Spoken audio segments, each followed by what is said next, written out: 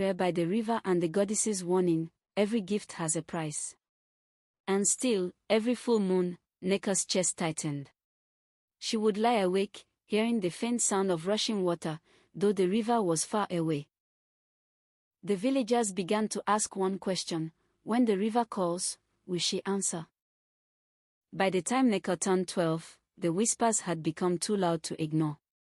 One evening, the village elders summoned her mother. The oldest among them spoke with a heavy voice. The river is not a place for children. Keep her away. If the goddess wants her, she will come. Until then, let her not set foot on that bank. Her mother nodded quickly, clutching Nneka's hand tightly as they walked home. That night, she warned her daughter, "Promise me, Nneka. Promise you will never go near the river." But promises are hard when the heart longs for what it fears. On nights when the moon was full, Nneka felt the pull stronger than ever. The rushing water sounded like a whisper calling her name.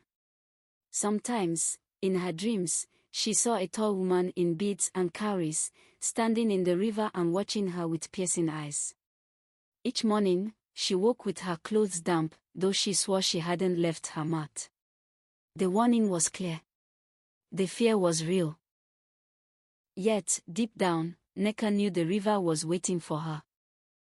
The more Nneka was told to stay away, the stronger her curiosity grew. By day, she sat by her mother's side, pounding yam, sweeping, fetching firewood. But her mind was never there. Her thoughts wandered to the flowing water she was forbidden to touch. Sometimes, when no one watched, she walked close enough to hear the river's waves. The air was cooler there, the sound softer, almost like a voice calling her name. Nneka. Nneka. One evening, as the sun set, she saw something that froze her steps. The river glowed faintly, though the sky was already dark. For a moment, she thought she saw a woman's shadow standing in the water, her beads jingling with the waves.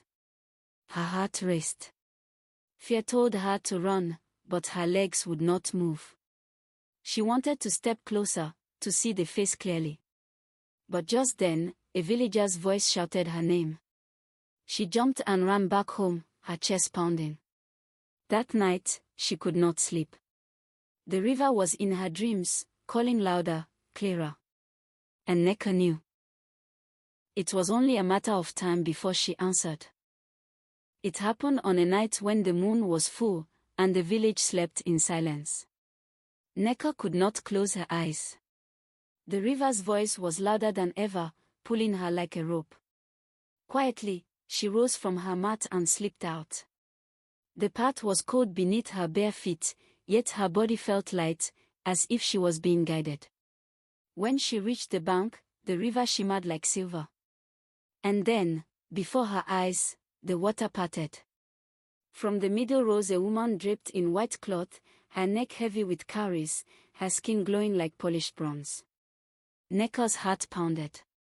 She wanted to scream, but no sound came out. The woman smiled, her eyes sharp yet gentle. "My child," she said, her voice like rushing water. "You have finally come." Nneka trembled. Who are you?" The woman stepped closer, her reflection dancing on the water. "I am the one who gave you to your mother. I am the river. And you, Nneka, are mine."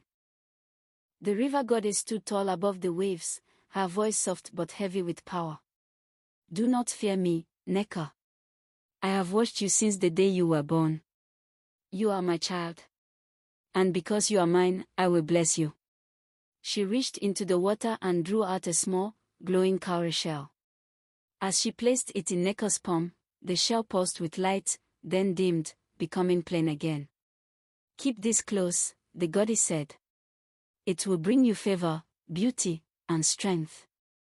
But listen well, Nneka, never let it touch dirt, and never use it to boast before others. Break this rule, and the river will rise in anger." Nneka clutched the shell, her heart racing.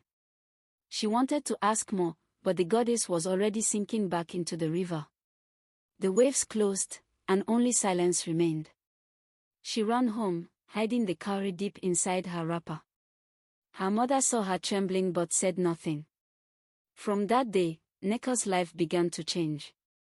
Good fortune followed her everywhere. But the river's warning never left her mind.